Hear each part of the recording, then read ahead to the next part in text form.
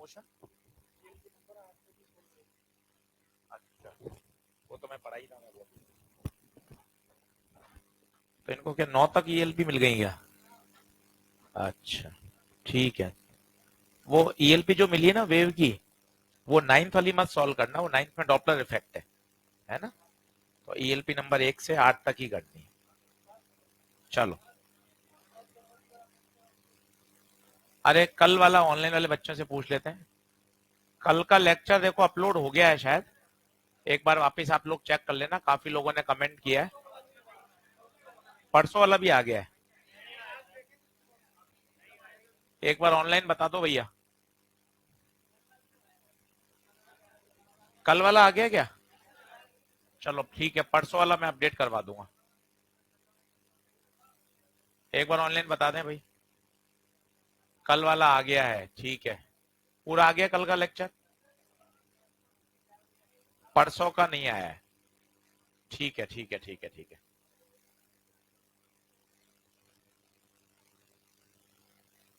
ठीक है मोहम्मद आलिम, ठीक है। नवीन, साक्षी, आयुष, राजा, आदिल, गौतम, अभिषेक, अनुराग, ठीक है। चलो, अब एक बार रोज और 2 मिनट का रिव्यू देखिए। तुलना किसकी होगी, कोई एक बढ़िया समझ लें। एक एंड क्लोज, एक एंड ओपन। एक एंड क्लोज, एक एंड ओपन, इसमें कौन आएगा? क्या क्लोज ऑर्गन पाइप माना जाएगा इसमें? क्या रस्सी का एक किनारा क्लोज वाला माना जाएगा? देख लीजिए, ये दोनों एक ही है। कोई एक सेट बढ़िया याद कर लीजिए, दूसरा अपने आप ही आ जाएगा। अब फॉर्मूले में V बाय 2 और फुल में दिक्कत है ना, रोज सुन लो। खुले पर एंटी, बंद पे एंटी नोड नोड 4 है ना, 4 है। ये फंडामेंटल हो गया। फिर इसमें ऑड बनती है, ऑड बनती है।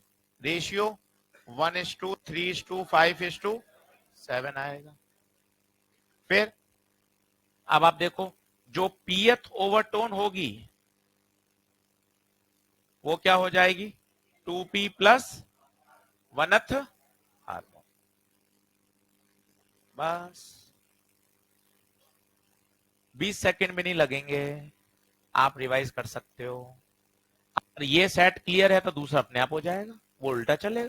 तो आप 4l ना के 2l आएगा, ऑड ना के इवन प्लस ऑड दोनों आ जाएंगे। तो इतना सरल है और सवाल आना है। 5 सवाल इसमें करो आज, और फिर अपन करेंगे आज रेजोनेंस ट्यूब, अपन पढ़ेंगे सोनोमीटर, जो इन्हीं के क्या है, एप्लीकेशंस है। और फिर अपना ये वाली पार्ट स्टेशनरी वेव बढ़िया तैयार हो जाएगा। फिर अपन मूव करेंगे बीट्स पर, और एक इंटरफेरेंस। इंटरफेरेंस वही वाला है वेव ऑप्टिक्स वाला, तो वहां अपन समय बचा सकते हैं क्योंकि अपन ने पूरा पढ़ा हुआ है, कंस्ट्रक्टिव, डिस्ट्रक्टिव, रिजल्टेंट, इंटेंसिटी। तो वहां भी अपन थोड़ा समय बचा लेंगे। चलिए, पहला सवाल है, नोट करते चलिए। डॉट 6 सवाल कर लीजिए ताकि आपको ये वाली बात एकदम क्लियर हो जाए। क्वेश्चन लिखते चलो, एक एक दो दो लाइन में सॉल्व होगा।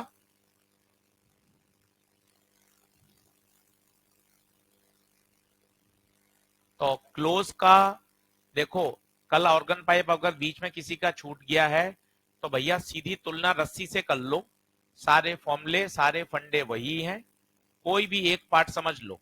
क्लोज ऑर्गन पाइप का संबंध है रस्सी जिसका एक एंड फ्री है, एक एंड फिक्स है, बात खत्म। ओपन ऑर्गन पाइप का संबंध है एक ऐसी रस्सी जिसके दोनों किनारे फिक्स हैं।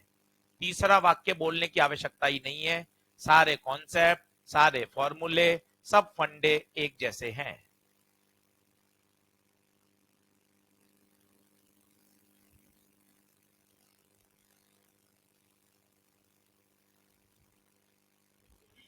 एक 120। अच्छे से पूरा पूरा सवाल लिखो ताकि बाद में रिवाइज कर पाओ। अभी तो आपने हल्का सा सॉल्व कर लिया, पर पूरा लिखा हुआ होगा, तब मार्च अप्रैल में क्लास नोट्स रिवाइज होंगे। क्लास नोट्स पूरे पूरे सवाल लिखे हुए रहते हैं, तो रिवीजन अच्छा हो जाता है, सारी बात समझ में आ जाती है।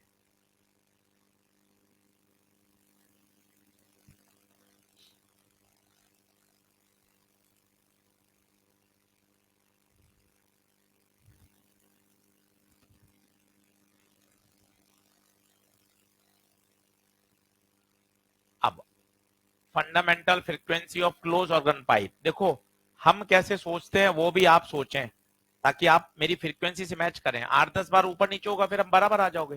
क्लोज ऑर्गन पाइप, एक किनारा क्लोज, एक किनारा open, node anti node, lambda by 4, मतलब उत्तर में नीचे क्या आएगा 4। फंडामेंटली है तो V बाय 4L, ये आ गई साहब fundamental fundamental frequency of close organ pipe. ठीक है, लंबाई इसकी दे रखी है कितनी, 20, इज इक्वल टू सेकंड और overtone of open organ pipe. तो open organ pipe, open, open का मतलब हो गया साहब लैम्डा बाय 2, तो नीचे आएगा 2 L ओपन। अब उसमें क्या होता है, ओपन में सारी बनती हैं, तो जो सेकंड ओवरटोन है वो वास्तव में वहां की थर्ड हार्मोनिक होगी, क्योंकि कायदे से चलता है ना, फंडा फर्स्ट सेकंड थर्ड, सेकंड हो गई फर्स्ट ओवरटोन, और सेकंड जो ओवरटोन है वो कौन सी हार्मोनिक हो गई, थर्ड। अगर आपको मेरे शब्द उर्दू लग रहे हैं तो मैं धीरे धीरे यहां बता देता हूं। ओपन ऑर्गन पाइप, प्रश्न करने पर ही आप सोच पाओगे। ओपन ऑर्गन पाइप, पीएथ ओवरटोन बराबर P plus वनथ harmonic. Second overtone है, इसका मतलब पी की वैल्यू 2 है, 2 रख दीजिए, 2 प्लस 1, तो कौन सी हार्मोनिक हो गई, थर्ड हार्मोनिक। हार्मोनिक में जो गणित का नंबर वही नंबर 3। लो साहब, पर धीरे धीरे सोचेंगे तो ये समय कम हो सकता है। आपने समझा हुआ सारा है, थोड़ा एनालिटिकल सोचना पड़ेगा। एक लाइन के ही प्रश्न हैं, खत्म हो गया, tata bye bye. V V 4L close 20, 3/2 L open, 2 का पहाड़ा 2, 20 दूना 40, 40 तिया 120।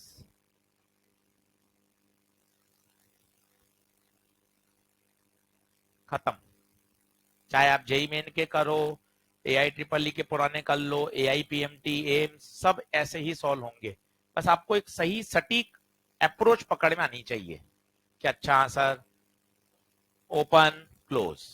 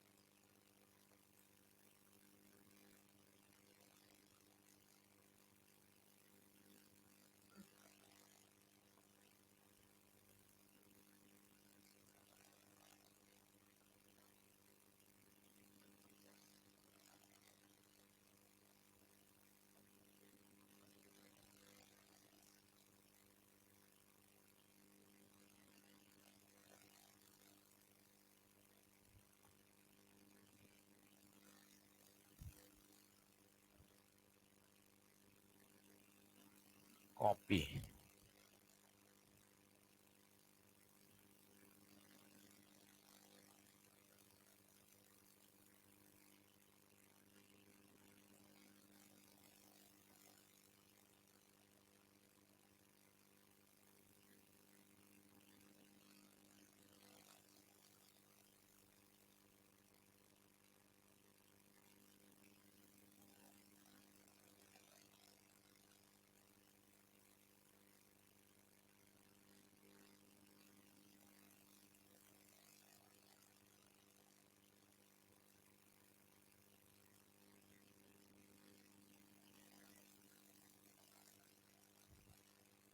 कॉपी दे दो, कॉपी में 3-4 बार पेश करवा दूंगा, तो क्या हर सवाल में ध्यान रहेगा। ये देखो, अब आप करते चलो। Second overtone of open organ pipe, open organ में गए, सेकेंड ओवरटोन ये रही, सेकेंड ओवरटोन कौन सी, 3V/2L is equal to first overtone of closed organ pipe, first overtone of closed organ pipe कितनी, 3V/4L। ये तो गिवन है और ये पूछा है, L डैश पूछा है, क्या हो गया काम खत्म। 3 से 3, V से V, 2 से 2, L डैश बराबर 2L, हो गया।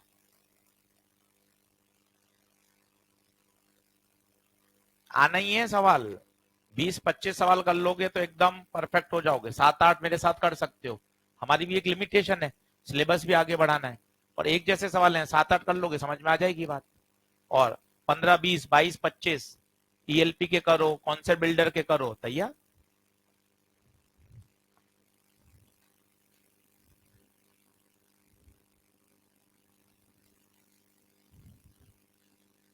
ये थोड़ा नया सवाल है।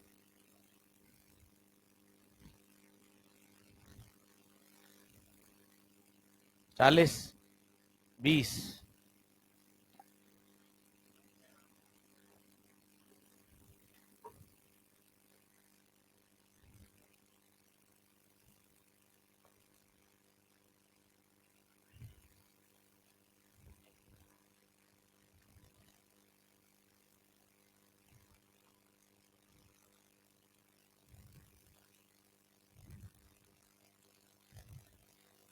अच्छा नया सवाल है।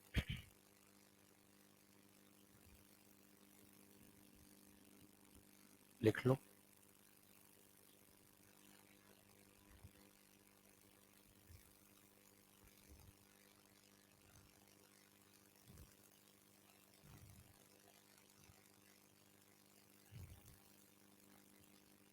हाँ, 2 nearest harmonic of tube close at one end and open end other end, nearest harmonic है, मतलब 220,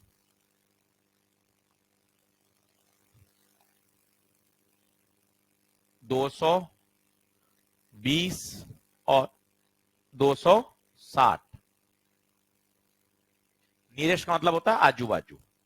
काटिए, कॉमन कितना काट सकते हैं, कितना आएगा बताइए, 11 और 13। ऑड आना भी चाहिए था, क्यों, close eight one and, close eight one and, odd आना चाहिए था।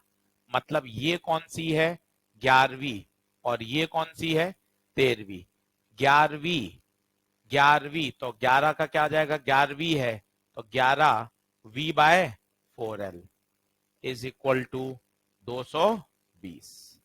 तो आपसे पूछा क्या है, व्हाट इज फंडामेंट, क्या V/4L फंडामेंटल होती है, तो V/4L इज 220/11। कितना आंसर, 20। खत्म। 13 से कर लीजिए, वो आ जाएगा।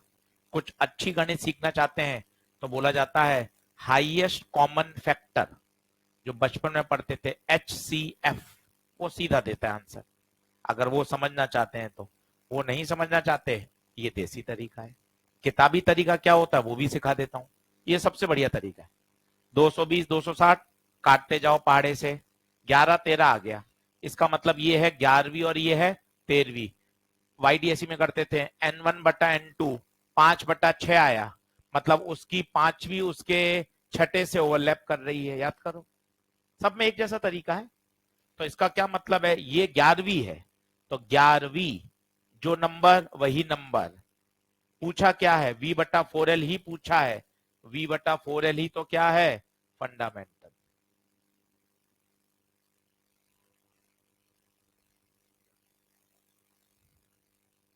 बोले क्लियर है? बढ़ू आगे, अगला करें।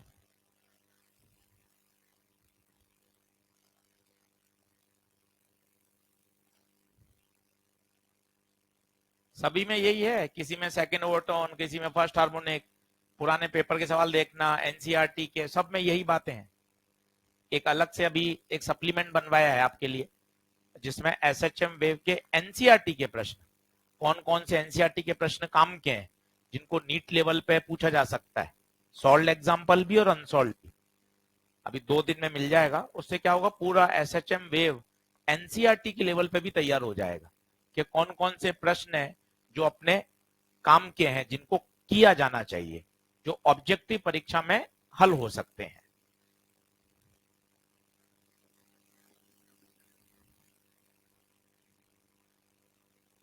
बढ़े हैं क्या आगे?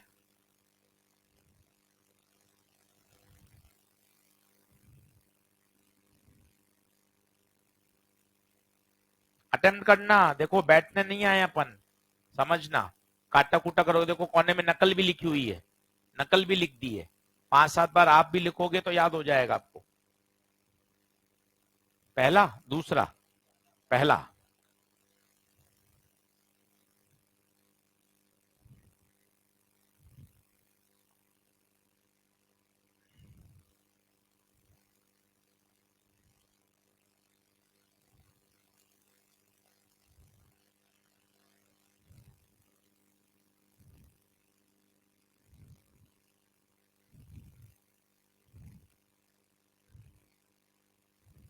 तेरह पॉइंट तीन। चलो अब देखो, fundamental frequency of open, open में गए, फंडामेंटल में गए, कितना है, V बाय टी होल। नकल मारनी है। Fundamental of open organ pipe, very fundamental, कितनी, V by 2L open organ pipe is equal to third harmonic of close organ में गए, third harmonic 3V by 4L close. खत्म। NEET का प्रश्न है, भरे पड़े हैं, आप देख लेना एक्सरसाइज 3 में, 2 में, 1 में, सारे प्रश्न बनेंगे। हाँ, कुछ गलत किया क्या? सही है। हाँ, कुछ नहीं तो बोलता रहे, कोई दिक्कत नहीं। V से V कैंसिल, और LO दे रखा है क्या, क्या क्लोज का दे रखा है, क्लोज का दे रखा है, कितना, कितना, 20।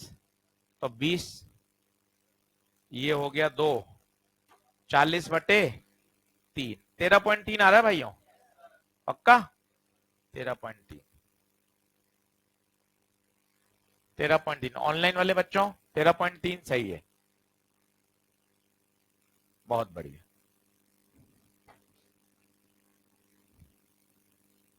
अगला, ये नया सवाल है, हर सवाल में हल्का हल्का सा परिवर्तन है, नई चीज है।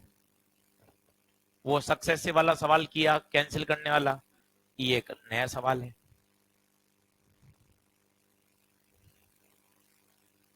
फिर प्रैक्टिकल पढ़ाता हूं और इंटरफेरेंस शुरू करता हूं।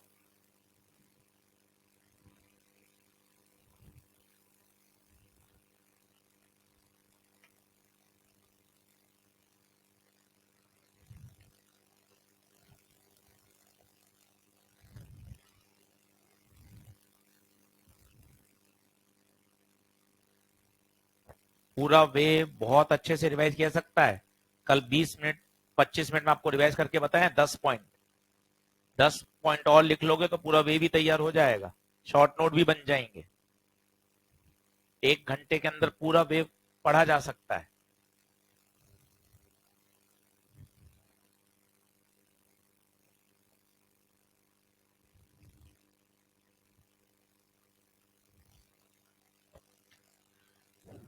हवा लगी, क्या हुआ? क्लोज एट वन एंड, पहले तो पहचानो कौन सा पाइप है। क्लोज एट वन एंड, भागा दौड़ी मत करो, पहले पहचान लो। क्लोज एट वन एंड मतलब क्लोज ऑर्गन पाइप है। क्लोज ऑर्गन पाइप की फंडामेंटल बता दो। V बाय 4L, V 340, 4 लंबाई 85। 85 का पढ़ा जाता है क्या?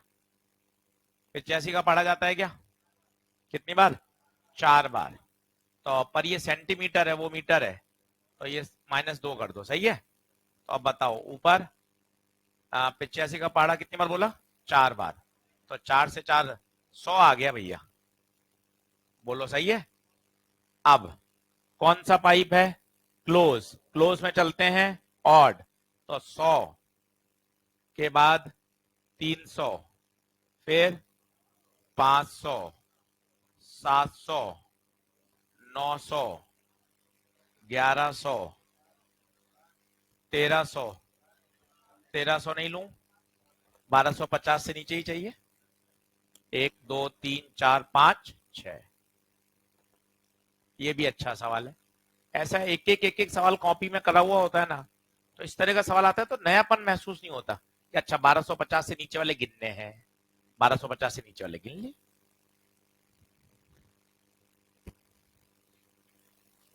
छह हो गए।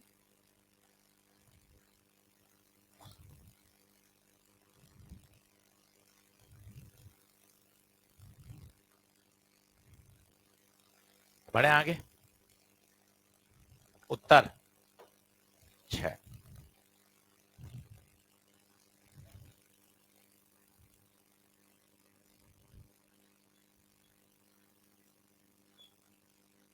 सिर्फ पढ़ लो, सिर्फ पढ़ लो, काम का सवाल है। सिर्फ उत्तर जो होगा वो लिखना, सिर्फ पढ़ लो। नॉट ट्रू है, नॉट ट्रू है।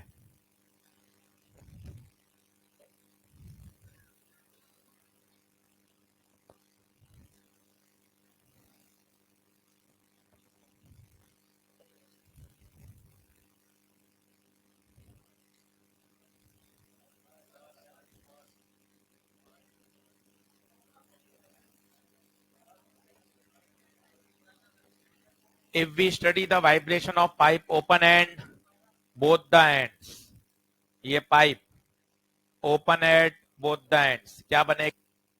नोड। मैंने आपको कहा था ये एंटी नोड डिस्प्लेसमेंट का एंटी नोड होता है। कॉमन भाषा में जो एंटी नोड बोला जाता है वो सदैव किसका होता है? डिस्प्लेसमेंट का। परंतु यहां प्रेशर का क्या बनेगा? प्रेशर का, प्रेशर का नोड बनेगा। नोड का मतलब क्या होता है? गड़बड़ हो रही है आज, लिखा नहीं जा रहा है। प्रेशर का क्या बनेगा? नोड, प्रेशर का नोड। ठीक है, अब आप पढ़ते जाओ। Pressure change will be maximum at both ends, गलत। क्यों? एंटी नोड है डिस्प्लेसमेंट का, पर प्रेशर का तो नोड है। नोड का मतलब होता है वहां पे कोई मूवमेंट, प्रेशर का कोई चेंज नहीं आएगा। याद करिए, प्रेशर का नोड है, यही गलत है। Open and will be anti node. सामान्य भाषा में जो एंटी नोड बोले जाते हैं वो डिस्प्लेसमेंट के ही एंटी नोड होते हैं। Odd harmonic of fundamental frequency will be generated, इसमें तो दोनों ही होते हैं, इवन भी होता है और ऑड भी होता है। भाई ने देखो कितनी होशियारी से लिखा है। बच्चा सोचेगा यार ये सही है तो ये कैसे? अरे इवन और ऑड दोनों ही होते हैं, तो कहे ऑड बनते हैं, हाँ। इवन बनते हैं, हाँ। ऑल बनते हैं, हाँ। भाई दोनों, ये भी सही, ये भी सही, ये भी सही, गलत छांटना था। अब सिर्फ आप ये लिखो इनकरेक्ट स्टेटमेंट और ये चित्र बनाओ और इसको लिख लो आंसर को, बस। और पूरी परिभाषा लिख लो। डिस्प्लेसमेंट का जो नोड होता है वो प्रेशर का एंटी नोड होता है, या डिस्प्लेसमेंट का जो एंटी नोड होता है वो प्रेशर का नोड है। और अगर वो प्रेशर का नोड है मतलब वहां प्रेशर में चेंज मिनिमम है, प्रेशर में चेंज मिनिमम है। वो अपन ने एक वीडियो भी देखा था, याद है? तो वो वाला पॉइंट तो प्रेशर में वेरिएशन को दिखाई ही नहीं रहा था, वहीं का वहीं था, क्योंकि 90 डिग्री पर होता है फेज डिफरेंस। याद करिए, जिस समय साइन मैक्सिमम है तो समय तो कॉस तो जीरो है भैया। अच्छा प्रश्न है, काम की बात है। सामान्य लैंग्वेज में जो हम नोड एंटी नोड बोलते हैं बच्चों, वो डिस्प्लेसमेंट के होते हैं, प्रेशर में काम उल्टा चलता है। पूरा वाक्य बोल लीजिए 2-3 बार। जहां डिस्प्लेसमेंट का एंटी नोड होता है वहां प्रेशर का नोड होता है। पूरा वाक्य लिख लो, गलत बात लिख लो, डायग्राम बना लो, सारी बातें समझ लो, बॉक्स में डाल लो, काम का सवाल है। अससन रीजन में भी बन सकता है। रीजन क्या बनेगा उसका बताओ, क्योंकि डिस्प्लेसमेंट और प्रेशर वेव में कितने का फेज डिफरेंस पाए भाई। ऐसे ही सवाल बन जाते हैं और कोई नए थोड़ी ना बनते हैं भाई। इन्हीं प्रश्नों को अससन रीजन में बदल दिया जाता है। इसी को मैच द कॉलम में बदल सकते हैं। यहाँ क्लोज ऑर्गन लिख दिए, यहाँ ओपन, मैच करिए कौन सी फंडामेंटल है, ओवरटोन है। ऐसे ही सवाल फ्रेम होते हैं। सवाल तो 40 से 45 सेकंड में सॉल्व होना है, चाहे वो मैच द कॉलम हो, चाहे अससन रीजन हो, चाहे न्यूमेरिकल हो। चलिए मेरे हिसाब से 6 पर्याप्त है। 5 हो गए, 6 हो गए, 6 हो गए, तो अब थ्योरी पढ़ लें फिर। उत्तर आ गया? चलो हैंग डालो। Resonance tube, resonance tube.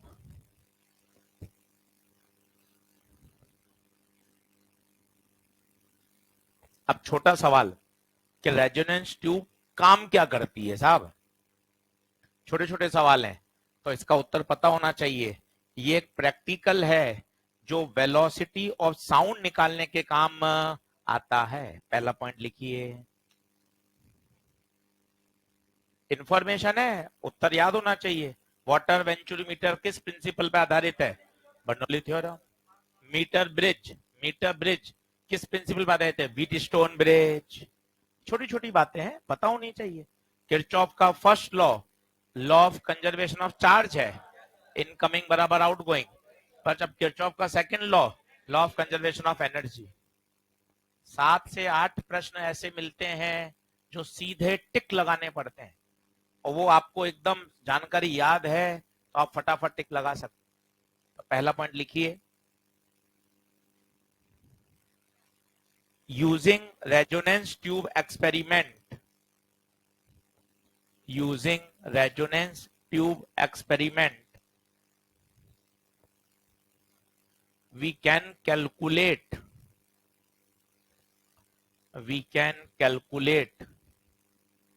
velocity of sound wave, velocity of sound wave in air। बोलिए ठीक है। अब 5 मिनट पढ़ लीजिए, फिर इसमें एक एंड करेक्शन वाली बात होती है, वो भी सीख लेते हैं। होता क्या है, ये बाकायदा प्रैक्टिकल होता है, 11th-12th लेवल पे कराया जाता है। ये आप देख सकते हैं, ट्यूब है जिसमें पानी भरा हुआ है। इस पानी का लेवल ऊपर नीचे किया जा सकता है, यहां से आप ऊपर नीचे कर सकते हैं। ये ट्यूब है, इसमें पानी कम ज्यादा करेंगे तो ये वाला लेवल भी क्या हो जाएगा, कम ज्यादा। तो पानी के लेवल को कम ज्यादा किया जा सकता है, बात नंबर 1। प्रैक्टिकल होता कैसे है, एक ट्यूनिंग फॉर्क लाते हैं। पहली तो बात, ये बहुत शांत जगह किया जाता है, हो हल्ले में प्रैक्टिकल नहीं होगा। कारण क्या है, ट्यूनिंग फॉर्क लेके आओगे तो ट्यूनिंग फॉर्क की फ्रीक्वेंसी होगी, वो जैसे ही आप ट्यूनिंग फॉर्क को इसके माउथ पे रखोगे तो वो वाइब्रेशन कहां भेजेगा, इसके एयर कॉलम में भेजेगा। एयर कॉलम में क्या पैदा होंगी, स्टेशनरी वेव। इसकी फ्रीक्वेंसी और ट्यूनिंग फॉर्क की फ्रीक्वेंसी क्या कर जाएगी, मैच। तो आवाज एकदम तेज सुनाई देगी। तो आवाज तेज सुनने के लिए एकदम शांत माहौल होना चाहिए, तब आपको पता चलेगा कि अच्छा इस फ्रीक्वेंसी पर क्या हो रहा है, रेजोनेंस। वापस सुन लीजिए क्या प्रैक्टिकल होता है। रेजोनेंस का मतलब क्या होता है, एक ही बात आपको बार बार सिखाते हैं। रेजोनेंस का मतलब होता है दो फ्रीक्वेंसी का मैच करना। यहाँ कौन दो फ्रीक्वेंसी है वो बोलना सीखिए। एक तो ट्यूनिंग फॉक की फ्रीक्वेंसी, उस पर लिखा रहता है ऐसा, ये प्रोंग होता है, ये होता है 400 हर्ट्ज, 450 हर्ट्ज, 500 हर्ट्ज, 540 लोहे के होते हैं ये, कि इसको आप रबड़ पैड पे मारोगे तो जो कंपन पैदा होंगे, वो कंपन की जो फ्रीक्वेंसी है वो लिखी रहती है। तो आपने इसको रबड़ पैड पे मारा और रेजोनेंस ट्यूब के सिर पे रख दिया, तो अब ये क्या कर रहा है बताइए, कंपन पैदा कर रहा है, वाइब्रेशंस पैदा कर रहा है, डिस्टरबेंस पैदा कर रहा है। ये डिस्टरबेंस बताइए किस में जाएंगे, एयर कॉलम में। तो यहाँ एयर के पार्टिकल्स इस पाइप में क्या पैदा होने लग जाएंगी, स्टेशनरी वेव। कल बताया था, याद करो कैसे, वो वेव जाएंगी, यहां से टकरा के वापिस ऊपर आएंगी, फिर ऊपर वाले ओपन एंड से भी टकरा के आएंगी, और ये दोनों विपरीत दिशा में चलती हुई मिलेंगी तो क्या बनाएंगी, स्टेशनरी वेव। अब इनकी खुद की फ्रीक्वेंसी है, अभी तो पढ़ के आए हो, fundamental frequency, overtone, third harmonic, इनकी खुद की फ्रीक्वेंसी और ट्यूनिंग फॉक की फ्रीक्वेंसी अगर मैच कर गई तो रेजोनेंस। पुल वाला सवाल भी तो यही है, क्या होता है, कदम ताल की फ्रीक्वेंसी, कदम ताल की किसकी है, सैनिकों की, और ब्रिज के पत्थरों की खुद की भी तो एक नेचुरल फ्रीक्वेंसी से वो क्या कर रहे हैं, कंपन कर रहे हैं, तो वो दो फ्रीक्वेंसी मैच करेगी तो क्या हो जाएगा, रेजोनेंस। ऑल्टरनेटिंग करंट चैप्टर में क्या होता है, आपने नीचे लगाया एक्सटर्नल वोल्टेज, ये लगाया आपने एक्सटर्नल वोल्टेज, इसकी फ्रीक्वेंसी और सर्किट की नेचुरल फ्रीक्वेंसी याद है आपको, 1/√LC। अगर ये दोनों मैच कर गई तो सर्किट किस में चला जाएगा, सर्किट में बहने वाली करंट एकदम से क्या हो जाएगी, मैक्सिमम। उसी तरह यहां साउंड, जो आवाज सुनाई दे रही है वो एकदम से क्या हो जाएगी, मैक्सिमम, उसका एम्पलीट्यूड क्या हो जाएगा, बढ़ जाएगा। जैसे ही तेज आवाज सुनाई देगी आपको पता चल जाएगा कि हाँ अब क्या हो गया है, रेजोनेंस। फिर आप वो लंबाई यहाँ स्केल लगी हुई है, उस लंबाई को आप क्या कर सकते हो, मेजर कर सकते हो। कोई ये थोड़ी ना दिखेंगे, क्या ये दिखती है क्या वेव बनती हुई, वेव बनती हुई कैसे दिखेगी यार, ये थोड़ी ना दिखती है। अपन को तो क्या सुनाई देंगी, आवाज, तेज आवाज सुनाई देगी तो अपन समझ जाएंगे अच्छा हाँ भाई क्या आ चुका है, रेजोनेंस। क्या ये बात समझ में आ रही है, थोड़ी बहुत हल्की फुल्की, ठीक है। अब और प्रैक्टिकल बताता हूं आपको क्या होता है। सबसे पहले ये देखिए, अच्छा ये कौन सा पाइप है, क्लोज ऑर्गन बोलेंगे या ओपन ऑर्गन, क्लोज। ये जो पानी वाला सर्फ एंड है ये किसकी तरह बिहेव कर रहा है बताइए, क्लोज ऑर्गन, क्लोज ऑर्गन। पहली बात, आज कुछ टेढ़े मेढ़े शब्द भाग रहे हैं आज। क्लोज ऑर्गन पाइप, ठीक है, ठीक है। अब बताना, ये आपने ट्यूनिंग फॉर्क रखा, बताइए यहां क्लोज है तो क्या बनना जरूरी है, नोड। यहां क्या बनना जरूरी है, एंटी नोड। क्या ये सबसे पहला मोड है, यही बनेगा। माना इस समय जो लंबाई है वो है L1। अब बताओ L1 किसके बराबर होगी, λ/4 होनी चाहिए थी, पर ऐसा होता नहीं है। ये जो एंटी नोड होता है थोड़ा सा कहां बनता है, ऊपर बनता है, और ये जो दूरी होती है इसे बोलते हैं एंड करेक्शन। क्या होता है इसके नियम कानून, थोड़ा सा मैं आपको समझाता हूं। जैसे ये पाइप है, पहले बताइए देख कर पाइप कैसा है, क्लोज है या ओपन है, एक किनारा क्लोज एक किनारा ओपन। यहां हवा के पार्टिकल, मीडियम एयर के पार्टिकल, ये बाहर हवा के पार्टिकल, अंदर वाइब्रेशंस पैदा हो रहे हैं, ऑसिलेशंस पैदा हो रहे हैं। ये ऑसिलेशंस के कारण ये एयर के पार्टिकल बाहर वाले क्या हो जाते हैं, थोड़े से स्कैटर्ड हो जाते हैं। क्या हो जाते हैं, स्कैटर। अंदर वाले तो ट्रैप हैं, ये कहां जाएंगे यार, ये यहां दीवार है, यहां दीवार है, यहां दीवार है। अंदर वाले तो क्या है, ट्रैप है, कंस्टेंट है। पर ये वाले तो ट्रैप नहीं है, ऑसिलेशन के कारण, कंपन के कारण ये थोड़े से पार्टिकल क्या हो जाते हैं, स्कैटर्ड। तो जब वेव जाती है यहां से टकरा के बाहर, तो एकदम एग्जैक्ट यहां एंटीनोड नहीं बनता, थोड़ा सा आगे एंटीनोड बनता है। और ये जो दूरी होती है इस दूरी को ही बोलते हैं एंड करेक्शन, और ये एंड करेक्शन का फॉर्मूला होता है 0.6 आर। वैसे कभी इसमें कोई न्यूमेरिकल नहीं आया, फिर भी अपन को याद होना चाहिए एंड करेक्शन 0.6 आर। आर बताइए, R, R radius of the tube, radius of tube. क्या ये बात क्लियर है? अब बताना ईमानदारी से कुल लंबाई कितनी होगी, कोशिश करिए, बोलिए। L1 प्लस L1 प्लस ई बराबर लैम्डा बाय 4। ये पहला मोड आ गया। अब आपने क्या किया, पानी की लेवल को थोड़ा सा नीचे ले गए ताकि आप अगला मोड बना सको। ये अगला मोड बनाया। चलो खुद बताना, यहां कौन एंटी नोड, यहां एंटी नोड, ये लंबाई ई, ये लंबाई L2। नाप के बताओ, antinode lambda by 2 plus lambda by 4, 3 lambda by 4। This should be equal to L2 plus. क्या ये दो इक्वेशन समझ में आ रही है?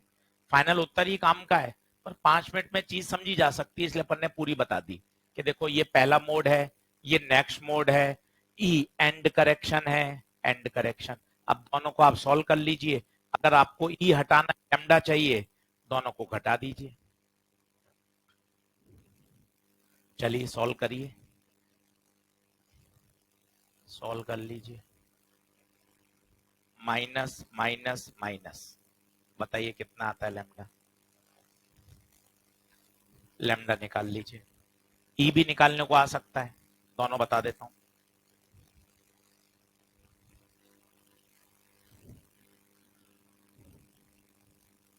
तो याद रखें, जो पानी भरा हुआ है वो किनारा किसकी तरह काम करेगा, नोट की तरह। घटा दीजिए, कितना आ रहा है बताओ।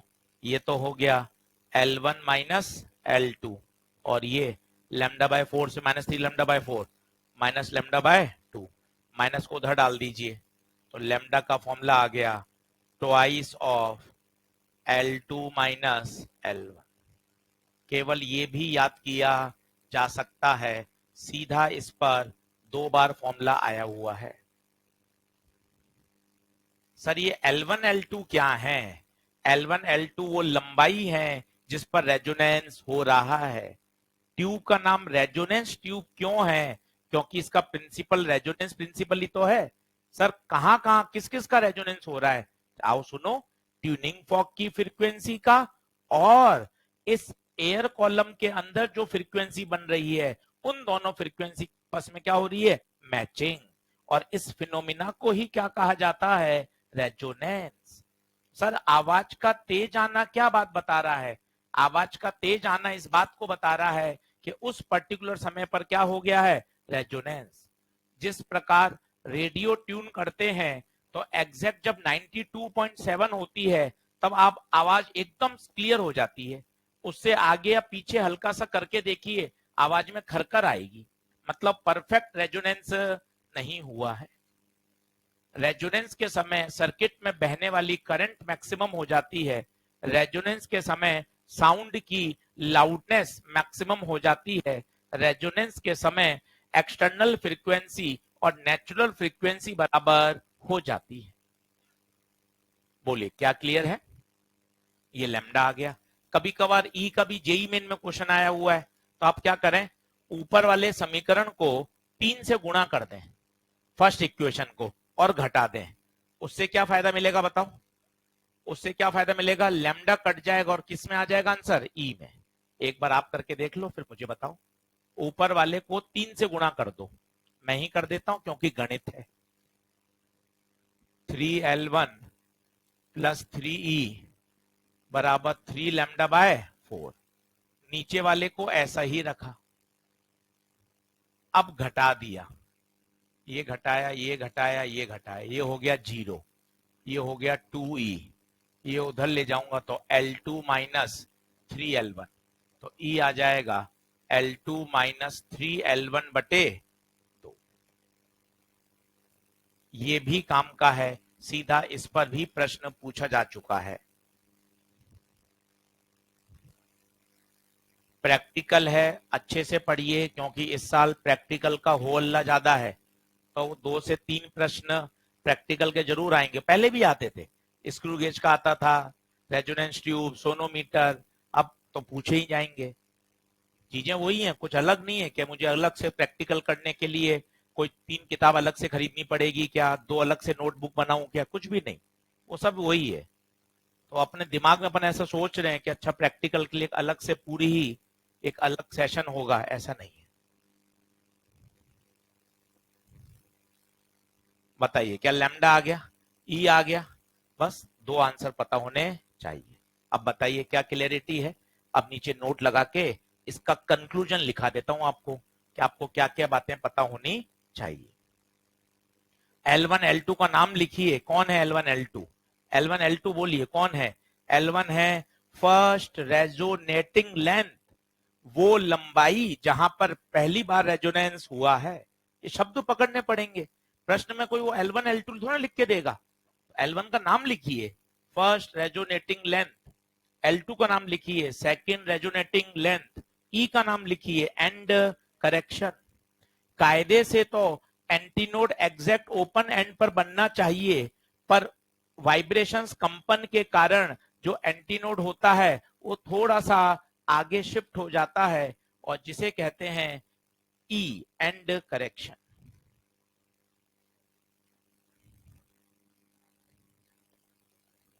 ये वाला, ये तो फंडामेंटल मोड ही तो है। वो तो कोई भी मैच कर सकता है जिसमें आवाज तेज सुनाई देगी, और क्या, कोई भी कर सकता है। सही है।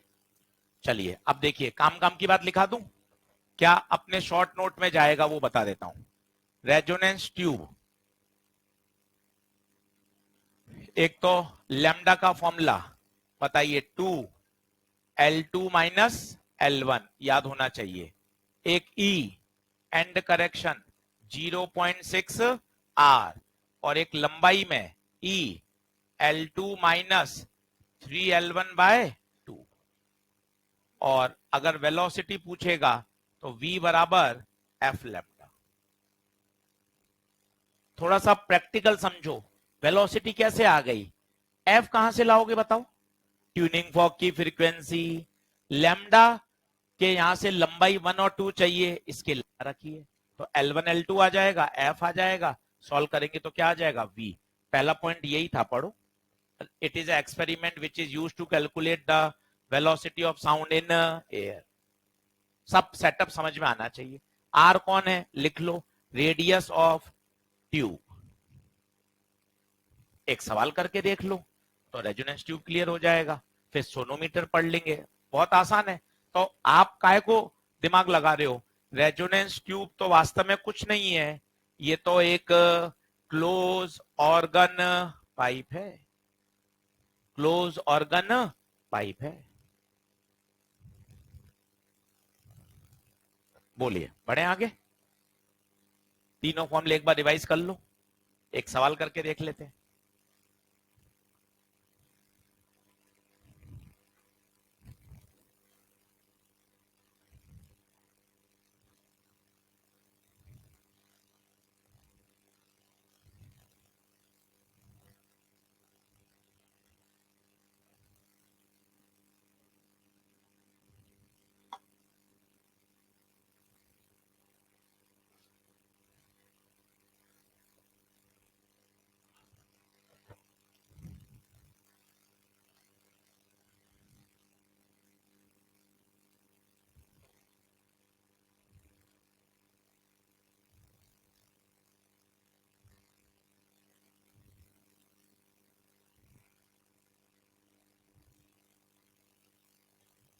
कितना? 300, 384।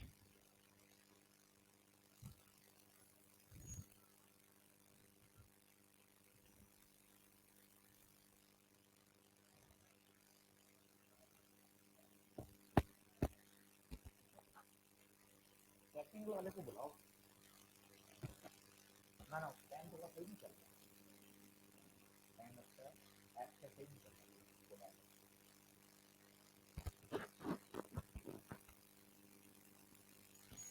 हाँ, तो सवाल सरल होता है, पर क्या वो आर्टिकल पढ़ के नहीं जाता बच्चा तो कठिन हो जाता है। अब जिसने पढ़ लिया वो सवाल सरल है, और कुछ भी नहीं है, केवल साइकोलॉजिकल गेम होता है। आप पढ़ के गए हो सोनोमीटर, अभी आप देखना सोनोमीटर कुछ नहीं है। सोनोमीटर एक वही एक्सपेरिमेंट है जब रस्सी के दोनों किनारे टाइट हो। बस सोनोमीटर शब्द देखकर गड़बड़ हो जाता है, अरे यार यह क्या कुछ नया है क्या, पढ़ा हुआ होता है काम। अब देखो आपको पूरी लाइन समझ में आनी चाहिए। देखो पहली लाइन कितनी बढ़िया लिखी है जो अपन 15 मिनट से सुन रहे हैं। एक ट्यूनिंग फॉर्क है, उसकी फ्रीक्वेंसी है, एक एक्सपेरिमेंट कर रहे हैं जो स्पीड ऑफ साउंड नापने के काम आ रहे हैं। ये 3 लाइन समझ में। अब रेजोनेंस ऑब्जर्व हुआ, हाँ सर रेजोनेंस ऑब्जर्व होता है। ये दो लंबाइयां दे रखी हैं L1 और L2, तो अब क्या निकाल लेंगे, लैम्डा। तो लैम्डा क्या हो जाएगा, L2 क्या था, 2 L2 माइनस L1। सही है क्या, कितना आएगा, लैम्डा कितना आ रहा है, 80 सेंटीमीटर, बोले तो 0.8 मीटर। अब अपन से क्या पूछा गया है, v, तो वेलोसिटी बराबर f लैम्डा। f बताइए 480 और लैम्डा बताइए 0.8, तो बताइए कितना, 384।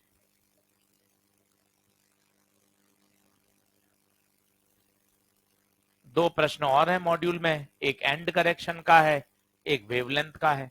दोनों आप कर सकते हो, एक मैंने करवा दिया आपको। बोले क्लियर है, भाषा पढ़िए। देखिए सूत्र याद होना इंपॉर्टेंट नहीं है, पर वो सूत्र कहां लगेगा भाई वो जरूरी है ना। इंपॉर्टेंट ये बात होती है। आप पूरे नोट्स अच्छे तैयार कर सकते हो, सुंदर सुंदर सब याद कर लिया, पर सवाल की भाषा पढ़कर हमें समझ में आ जाए वो मायने रखता है। अगली हेडिंग डालिए, सोनोमीटर। सोनोमीटर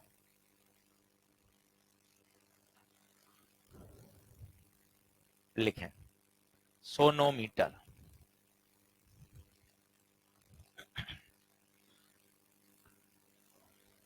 ये सोनोमीटर का प्रैक्टिकल है, बाकायदा इंस्ट्रूमेंट ऐसा होता है। किस तरह से काम करता है वो देखिए।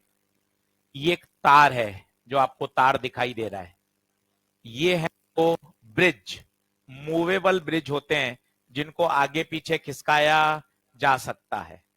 ये पुली सिस्टम है, वजन लटकाया हुआ है। वजन किस लिए बताइए, ताकि रस्सी में तनाव आए। मान लो यहां M है, तो इधर mg, और रस्सी में क्या आएगा, तनाव T। आपको सोचिए यहां रस्सी है तो ट्रांसवर्स वेव की बात होगी, √T/μ। थोड़ा थोड़ा कॉमन सेंस का तड़का लगाइए। वो ऑर्गन पाइप थे, वहां आवाज आती है, आवाज, वो है साउंड वेव, γ/p/ρ, γ/RT/m। याद करिए, ये रस्सी है, यहाँ ट्रांसवर्स वेव आएंगी, √T/μ।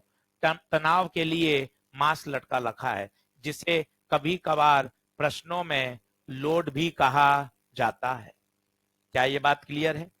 फिर तरीका वही है, एक ट्यूनिंग फॉर्क लेंगे, रबर पैड पे मारेंगे, यहां बॉक्स पे रख देंगे।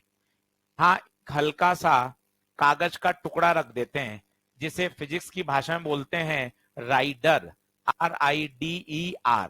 वो क्या करता है, अगर, क्योंकि इसका वाइब्रेशन होगा, जब तार का वाइब्रेशन होगा तो इस कागज का भी वाइब्रेशन होगा। जिस समय इसका वाइब्रेशन और ट्यूनिंग फॉर्क की फ्रीक्वेंसी मैच कर जाएगी तो इसका एम्पलीट्यूड भयंकर हो जाएगा, और एम्पलीट्यूड बढ़ते ही कागज क्या हो जाएगा, गिर जाएगा। वहां तो आवाज सुनाई दे रही थी, तो हमने शांत माहौल में प्रैक्टिकल कर लिया। जहां तेज आवाज आई वहां क्या हो गया, रेजोनेंस। यहां तो कोई आवाज नहीं है, तो फिर रेजोनेंस कैसे पता चलेगा। तो यहाँ पर एक राइडर रख देते हैं, हल्का सा कागज का टुकड़ा। सर कागज के टुकड़े से क्या होता है गुप्ता जी, आओ समझो। स्टेप नंबर 1, ट्यूनिंग फॉर्क लिया, बोलो ले लिया ट्यूनिंग फॉर्क, बहुत बढ़िया। फिर उसको रबर पैड पे मारा, रबर पैड पे मारने से ट्यूनिंग कंपन करने लग गया। उस ट्यूनिंग फॉर्क को कंपन करता हुआ यहां रख दिया। उससे क्या हुआ, अब इस रस्सी में क्या पैदा होंगी, वाइब्रेशंस पैदा होंगे।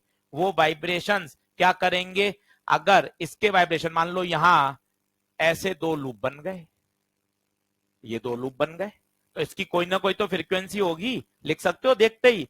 जितने लूप हैं वही नंबर आता था, याद करो। 2 लूप सीधा लिखो 2v। अब सर मैं फंसता हूं, 2l या 4l, तरीका बता रखा है ना। यहां नोड, यहां भी node node, lambda bye 2l, कोई ना कोई तो फ्रीक्वेंसी होगी ना। ये फ्रीक्वेंसी अगर उस ट्यूनिंग फॉर्क की फ्रीक्वेंसी से मैच कर गई, सर्किट किस में चला जाएगा, रेजोनेंस, राइडर गिर जाएगा। आशीष सर यहां वाइब्रेशन नहीं पैदा हो सकते हैं, यहां भी पैदा होते हैं, यहां भी पैदा हो सकते हैं, सभी में कंपन तो पैदा ही होगा। सर ये क्या किया, कहीं 3 कहीं 5 मर्ज पड़े जो बना रहे हो क्या, नहीं, सबकी लंबाइयां अलग अलग है ना भाई। लंबाइयां पूरे इस टुकड़े की अलग है, इस टुकड़े की अलग है, इस टुकड़े की अलग है, तो सभी जगह जो मोड ऑफ वाइब्रेशन होंगे वो भी अलग अलग होंगे। क्या कुछ कुछ हवा लग रही है, क्या हुआ। अब मैं इसको डायग्राम बना के आपको समझाता हूं कि सर मैं अपनी कॉपी में कैसा बनाऊं, वो सिखा दीजिए, वो भी बना लीजिए।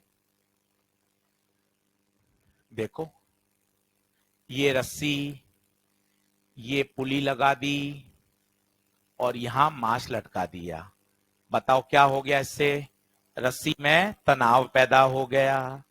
ये क्या लगा दिए, ब्रिज, ये लगा दिए ब्रिज, क्या बोलते हैं इन्हें, ब्रिज। B1 और B2 कैसे होते हैं ये, मूवेबल।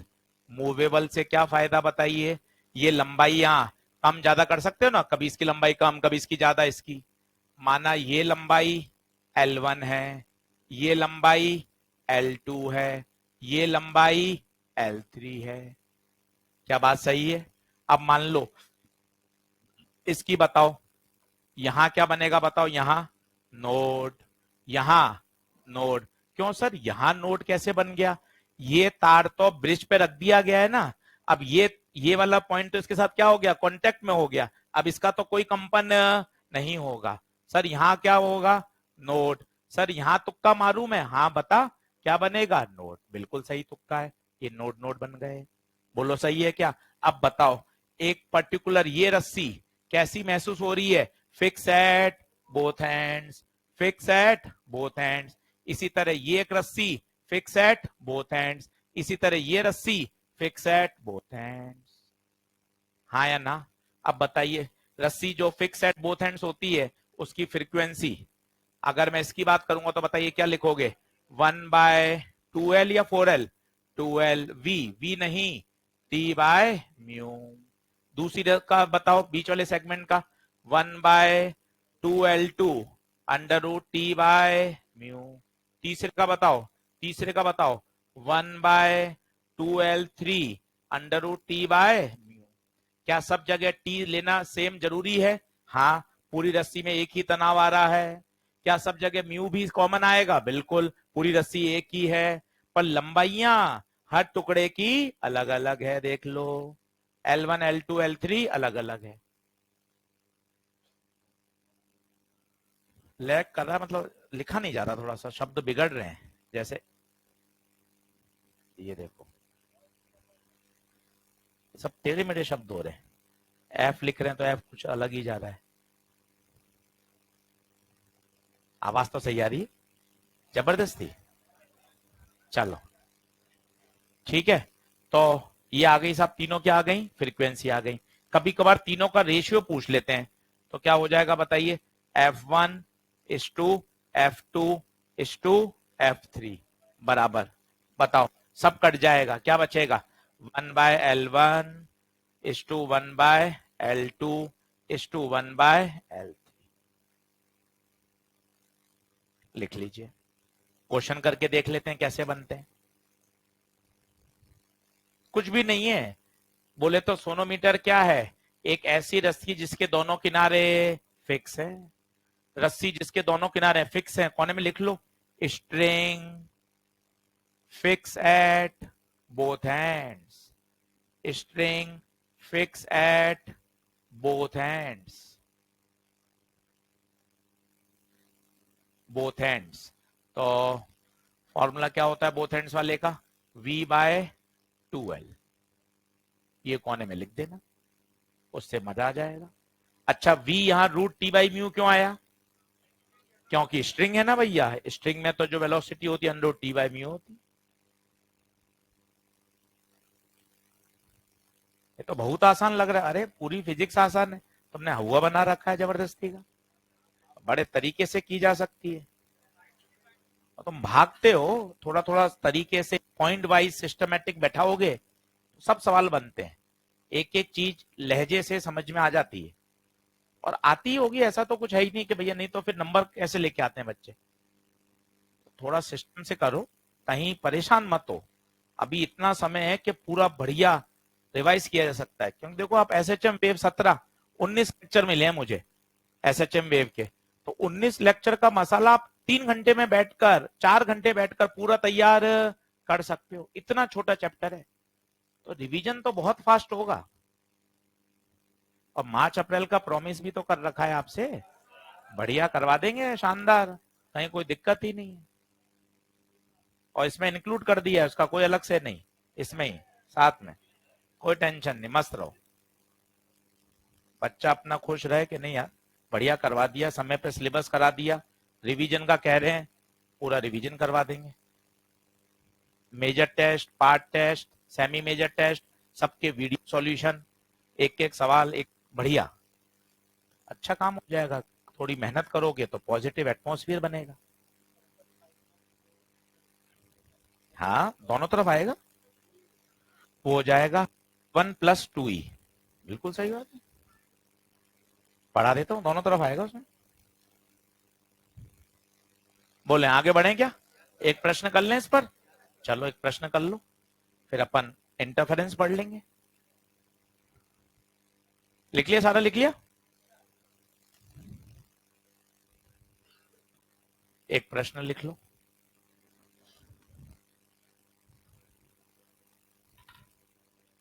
ये बड़ा पॉपुलर क्वेश्चन है, एक बार इसको समझिए, फिर मैं आपको बताता हूं।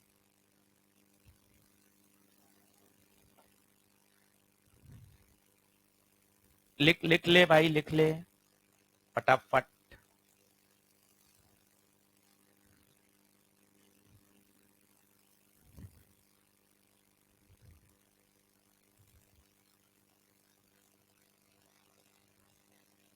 आगे तो आगे, यहाँ जा तुरंत।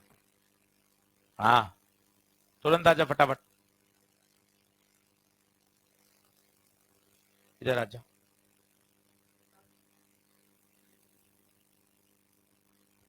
वहां बैठ जाओ। अब सवाल पढ़ो, सवाल तगड़ा है, पहले लिख लो। और इंपॉर्टेंट सवाल है, रिपीटेड सवाल है, और अच्छा सवाल है।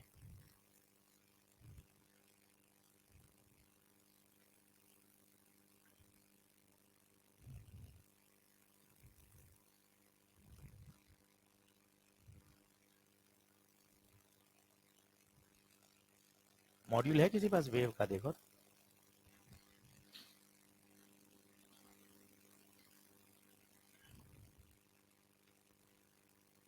लो, मिल गया मिल गया।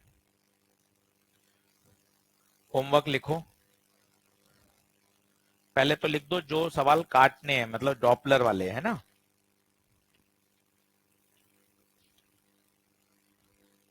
लिखो, एक्सरसाइज 3 के लिखा रहा हूं, जो छोड़ने हैं।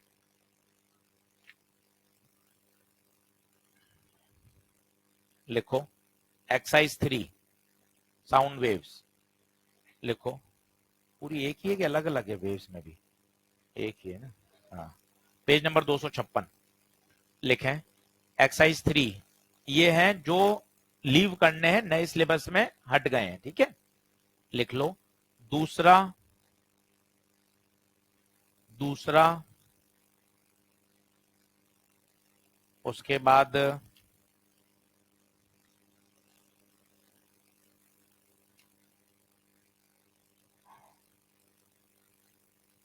17, 17, 19, 19, उसके बाद 25। ठीक है, तो ये तो छोड़ने भाई, 2, 12, 17, 19, 4, 4 है ना। ठीक है, इसके आगे लिख दो डॉपलर इफेक्ट, ये छोड़ने हैं डॉपलर। फिर लिखो बीट्स, बीट्स छोड़ना नहीं है पर मैं बीट्स के नंबर लिखा रहा हूं। लिखो बीट्स के सवाल के कौन कौन से हैं, हेडिंग क्या डालोगे अब, बीट्स। बीट्स के अंदर सवाल लिखो कौन कौन से हैं। एक है सवाल नंबर 5, एक है सवाल नंबर 8, एक है सवाल नंबर 9, एक है सवाल नंबर 12, सवाल नंबर 12,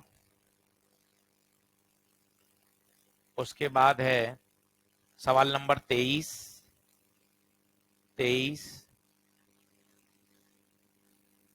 उसके बाद है सवाल नंबर 29, 29। अब आशिक सर ये 6 क्यों छठवा है, इसका मतलब ये है कि बीट्स कितना इंपॉर्टेंट है। आप देखो आधे घंटे का टॉपिक है पर सवाल कितने आए हुए हैं, 6। मतलब जब बीट्स पढ़ेंगे तो बहुत फोकस करके पढ़ना, एक लेक्चर में सारी बातें समझ में आ जाएंगी। अब होमवर्क क्या है वो सुनो। एक्सरसाइज नंबर 3, डॉपलर और बीट्स वाले ये सवाल छोड़कर बाकी आप सब कर लीजिए। वापस सुन लीजिए, डॉपलर तो परमानेंट ही छोड़ना है, बीट्स अभी पढ़ा नहीं है इसलिए छोड़ना है, इसके अलावा सब कुछ हो गया। पूरी अब एक्सरसाइज 3 आप कर सकते हैं। इसी तरह अब आइए एक्सरसाइज नंबर 2 में। अब 2 में आपको खुद को एक बार छांटने हैं, डॉपलर का छोड़ना है और बीट का छोड़ना है। ठीक है, वो आप अपने आप छोड़ दीजिए, बाकी एक्सरसाइज 2 भी करिए। 2 के सवाल थोड़े कठिन हैं, जेई मेन के और एआई ट्रिपल ई के क्वेश्चन है। 2 कर लेंगे तो कॉन्फिडेंस और बढ़ेगा। ठीक है, चलो अब आइए इस सवाल की तरफ। सवाल क्या कह रहा है, अब देखो सवाल में उसने कहीं भी सोनोमीटर का जिक्र नहीं किया, परंतु भाषा बता रही है कि सवाल सोनोमीटर का है। कैसे आ रही है बताओ, 3 segment into which a string is divided. अच्छा, रस्सी, ये रस्सी, माना रस्सी की लंबाई L 3 हिस्से में डिवाइडेड है, L1, L2, L3। देखिए, और तीनों में N1 N2 उनकी क्या है, फंडामेंटल, फंडामेंटल। इसकी N1, इसकी N2, इसकी N3। अब बताओ फंडामेंटल, अब कैसे सोचोगे, सुनना, रस्सी, दोनों किनारे फिक्स, दोनों किनारे फिक्स था मतलब node node node node, lambda by 2 मतलब नीचे क्या आएगा 2। तो बताओ फ्रीक्वेंसी क्या होगी, V बाय 2L। अब पहली लिख रहा हूं, साथ दीजिएगा, पहली लिख रहा हूं, बोलिए क्या होगा, V by 2L1, V by 2L2, V by 2L3। क्या मैं सही लिख रहा हूं क्या। अब क्या कह रहा है, original fundamental frequency of the string, मतलब पूरी रस्सी की, पूरी रस्सी की, पूरी रस्सी की बताइए क्या होगी, V बाय 2L। अब भैया इन सब के बीच में आपको संबंध निकालना है। एक संबंध आपको दिख रहा है, L वास्तव में L1 plus L2 plus L3 के बराबर है, तो L बराबर L1 plus L2 plus L3। खत्म हो गया। यहां से L का बताइए, फॉर्म करिए, L की वैल्यू, L इधर जाएगा, N इधर जाएगा, कोशिश करिए, V बाय 2N1, बहुत बढ़िया। L2 बता दीजिए सिमेट्री से, V बाय 2N2। L3 बता दीजिए, V बाय 2N3। और यहां से L बता दीजिए, L बता दीजिए कितना v/2n, v/2n। समझ पा रहे होंगे क्या v कटेगा क्या? हाँ सर, v होता है t बाय म्यू। प्रैक्टिकल पढ़ने का फायदा, पूरी रस्सी में t सेम है, पूरी रस्सी का म्यू सेम है, तो वेलोसिटी सेम होगा। इससे क्लियरिटी रहती है, पढ़ाई करते हैं, टॉपिक समझते हैं, एकदम बढ़िया समझ में आता है कि हाँ यार वेलोसिटी तो सब जगह सेम रहेगी, क्योंकि t और म्यू सब जगह सेम है। हो गया खत्म। v/2 v/2 v/2 v/2, तो 1/n बराबर 1/n1 plus 1/n2 plus 1/n3। बढ़िया प्रश्न है, काम का प्रश्न है, आना चाहिए स्टैंडर्ड। इसमें कुछ चेंज नहीं कर सकता, उसके हाथ में कुछ भी नहीं है बदलने में, स्टैंडर्ड सवाल है।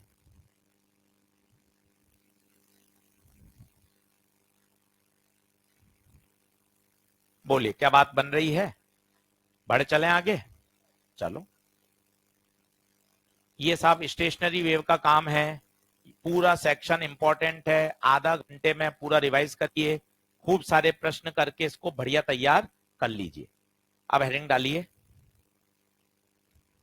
जल्दी जल्दी लिखो फटाफट। इंटरफेरेंस इन साउंड वेव्स, इंटरफेरेंस इन साउंड वेव्स।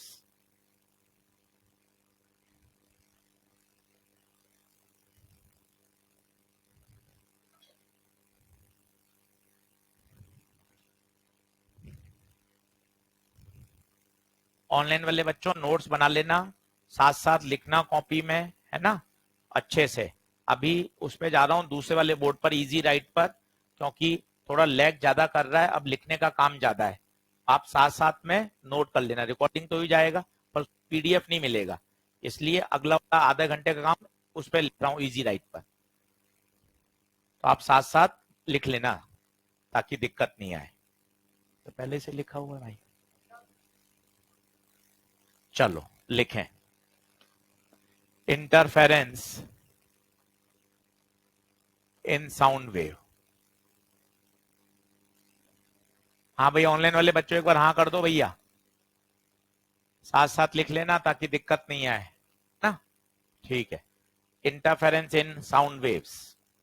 अब मजे की बात है, एक भी बात नहीं है, जो वेव ऑप्टिक्स में पढ़ा है सब कुछ यहाँ वैलिड है। तो आप लिख सकते हैं वेव ऑप्टिक्स के सारे कॉन्सेप्ट लागू होंगे,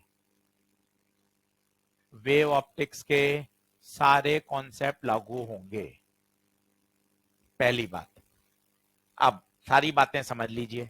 सबसे पहली शर्त, खूब बार सुनते थे, इंटरफेरेंस होने के लिए सबसे बेसिक शर्त बताइए, बताइए। सोर्सेस मस्ट बी कोहेरेंट, सबसे बेसिक और ईमानदारी की शर्त, सीधा यही पूछ लेगा। कोहेरेंट होना क्यों जरूरी है? क्योंकि अगर कोहेरेंट नहीं होंगे तो किसी पर्टिकुलर पॉइंट पर इंटेंसिटी इतनी तेज गति से बदलती रहेगी कि आप इंटरफेरेंस को ऑब्जर्व नहीं कर सकते। तो लिखिएगा द नेसेसरी कंडीशन, पहला पॉइंट लिखिए, the necessary condition for sustained interference is, the necessary condition for sustained interference is the sources must be coherent, sources must be coherent। Coherent कौन होते हैं? ऐसे सोर्स जिनके बीच का फेज डिफरेंस समय के साथ बदलता नहीं है। ब्रैकेट में लिखिए, सेंटेंस हो गया, वापस बोलूं क्या? वापस बोलता हूं, देखो। The necessary condition for sustained interference is the sources must be coherent। Bracket में लिखिए अब, those sources are said to be coherent, are said to be coherent if the phase difference, if the phase difference between them between them does not change with respect to time, उनके बीच का phase difference change होना नहीं चाहिए। सारी condition वही है, वापस देख लीजिए। दो स्पीकर, वहां हम बोलते थे लाइट सोर्स, अब यहां शब्द बदल दिया, क्या बोल रहे हैं? स्पीकर, क्योंकि स्पीकर से क्या पैदा होगी? साउंड। यहां से साउंड निकल रही है, यहां से साउंड निकल रही है, ये दोनों साउंड इस बिंदु पे जाके क्या कर रही हैं? इंटरफेरेंस, इंटरफेरेंस कर रही हैं। देखिए, माना इस साउंड वेव का जो एम्पलीट्यूड है वो A1 है, इसका A2 है। इनके बीच में पॉइंट P के पर जो रिजल्टेंट एम्पलीट्यूड आएगा after superposition, A1 square plus A2 square plus 2A1 A2 cos phi. What is phi? Phase difference. Phase difference क्यों आएगा? क्योंकि पार्ट डिफरेंस है। पार्ट डिफरेंस क्यों है? राम कम चल रहा है, श्याम ज्यादा चल रहा है। ड्यू टू पार्ट डिफरेंस क्या पैदा होगा? Phase difference. उसका रिलेशन भी तुम्हें तगड़ा याद है, बराबर डेल्टा एक्स बाय लैम्डा बराबर। एकदम बात क्लियर होनी चाहिए। दोनों से अलग अलग जो वेव्स पहुंच रही हैं पी पर, दोनों के रास्ते अलग अलग हैं। रास्ते अलग अलग के कारण पार्ट डिफरेंस आएगा, पार्ट डिफरेंस के कारण फेज डिफरेंस आएगा। ये रिजल्टेंट एम्पलीट्यूड। रिजल्टेंट इंटेंसिटी वो बताइए? I1 plus I2 plus 2√I1 I2 cos phi. ऊपर लिख दिया है, सारे फॉर्मूले वेव ऑप्टिक जैसे हैं, कोई टेंशन नहीं। दो इंटरफेरेंस होंगे, एक कंस्ट्रक्टिव होगा और एक डिस्ट्रक्टिव होगा। कंस्ट्रक्टिव की शर्त बताइए? जब फेज डिफरेंस पाई का कैसा मल्टीपल हो? इवन या ऑड? इवन।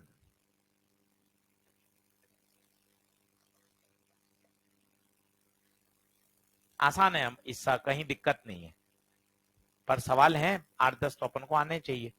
वो स्पीकर बोलेगा,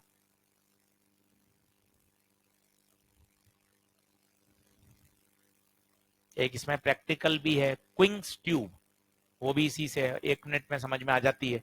पर क्या वो नाम अटपटे होते हैं ना, वो नाम आ जाता है सवाल में तो अपन हो जाते हैं। पढ़ा हुआ रहेगा, अब रेजोनेंस ट्यूब पढ़ा हुआ है, 2-3 बार पढ़ लिया, तैयार हो गया। सोनोमीटर तैयार हो गया। क्विंग्स ट्यूब अभी समझाऊंगा आपको 10 मिनट में। क्विंग्स ट्यूब मजे से समझ में आ जाएगी, दिक्कत नहीं है। आगे बढ़े क्या? चलिए जल्दी आओ। ये क्या लिखे हो? तो लिखे हुए हैं सवाल, वहां भी नहीं बनते थे, यहाँ भी नहीं बनेंगे। आपको क्या लग रहा है बन जाएंगे? वहां तो वेव ऑप्टिक्स में भी नहीं बनते थे। वही सेम कॉन्सेप्ट है, सवाल भी सेम है। तो आर, अरे वो रे ऑप्टिक्स का था भाई। एम, हाँ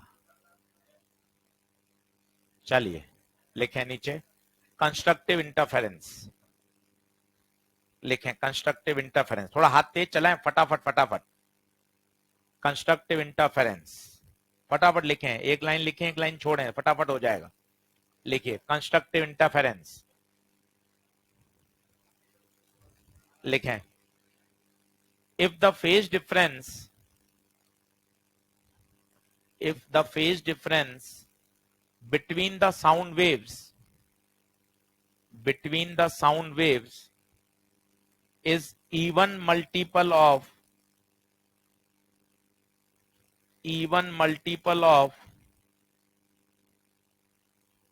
पाई,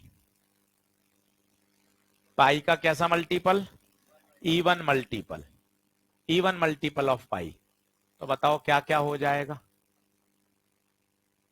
0, 2 पाई, 4 पाई, 2n पाई, पहली कंडीशन। इस समय बताओ एम्पलीट्यूड क्या हो जाता है? मैक्सिमम। बताओ A1 प्लस A2। इंटेंसिटी क्या हो जाती है? मैक्सिमम। √I1 प्लस √I2 का होल स्क्वायर। और सबसे इंपॉर्टेंट बात है, पार्ट डिफरेंस कितना होता है? n lambda. ये याद है क्या? ये काम का है। क्यों n लैम्डा होता है वो कोने में देख लीजिए। डेल फाई बराबर 2 pi by lambda into delta x. Delta phi 2n pi. Online वाले साथ साथ लिखते चलना भैया, ये वाला हिस्सा दिखेगा नहीं उसमें, पीडीएफ डाउनलोड में, रिकॉर्डिंग में तो दिखेगा। डेल्टा एक्स बराबर एन लैम्डा, ये देखिए, ये याद होना चाहिए, सबसे ज्यादा यही काम आएगा कि जब जब पार्ट डिफरेंस राम और श्याम के बीच में एन लैम्डा होगा, तब तब तुम चिल्ला दोगे कि आवाज कैसी सुनाई देगी, तेज आवाज, तेज तेज आवाज का मतलब कंस्ट्रक्टिव इंटरफेरेंस। एन की वैल्यू रख के देख लो, तो delta x 0, lambda 2 lambda 3 lambda, ये सारे पॉइंट याद होने चाहिए, वहां भी काम आते थे, यहां भी उसी अंदाज में दिमाग में सेट होंगे, तब सवाल करने के मजे आएंगे।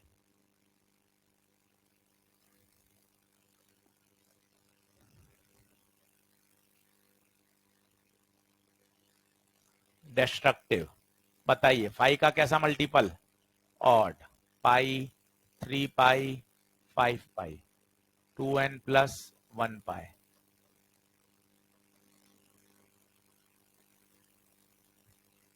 आर मिनिमम,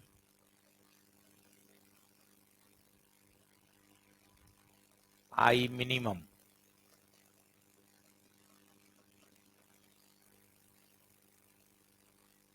डेल एक्स याद है किसी को इसका, 2n प्लस 1 लैम्डा बाय, निकाल भी चाह सकते हो अगर चाहो तो। सबसे ज्यादा यही काम का है बच्चों।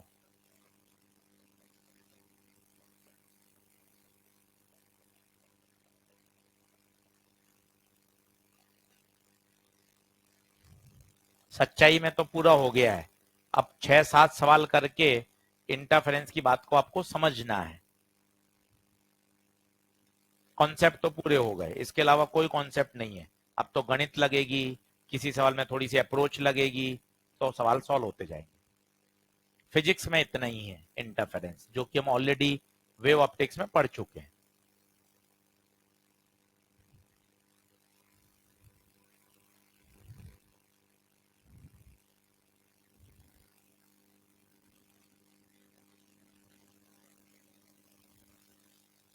क्लियर है?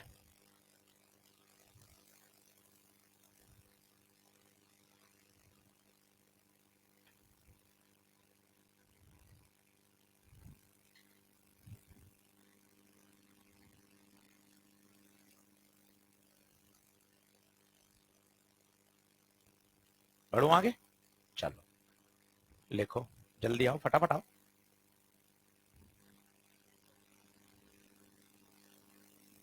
संडे पेपर है ना अपना, ठीक है, जल्दी छोड़, नंबर तो दे वैसे भी नहीं आएंगे, पेपर ही नहीं देगा। चलो, अपना थोड़ी ना हुआ है।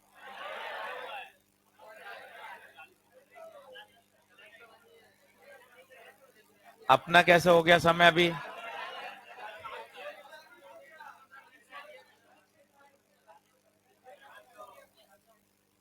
7 बजे होती है।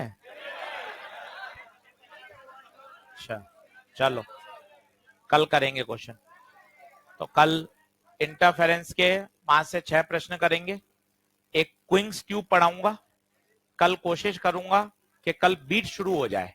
तो अपन आज कितना लेक्चर नंबर था ये, 17, अपन 18-19 में इसको पूरा खत्म कर देंगे। सही है क्या, बैक करूं?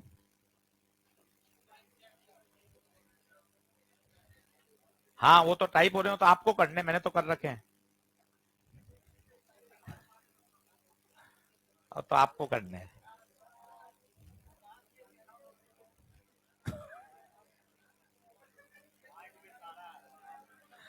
हिम्मत दे किसकी। चलिए साहब, धन्यवाद। किसमें? हाँ सब आएगा, सब वेव सारा आएगा, जितना पढ़ा दिया और जितना नहीं पढ़ा है सब कुछ, सब आएगा सारा।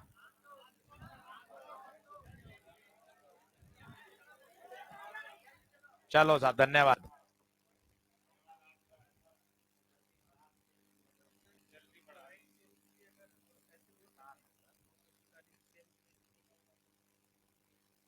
मतलब वापिस पूछ।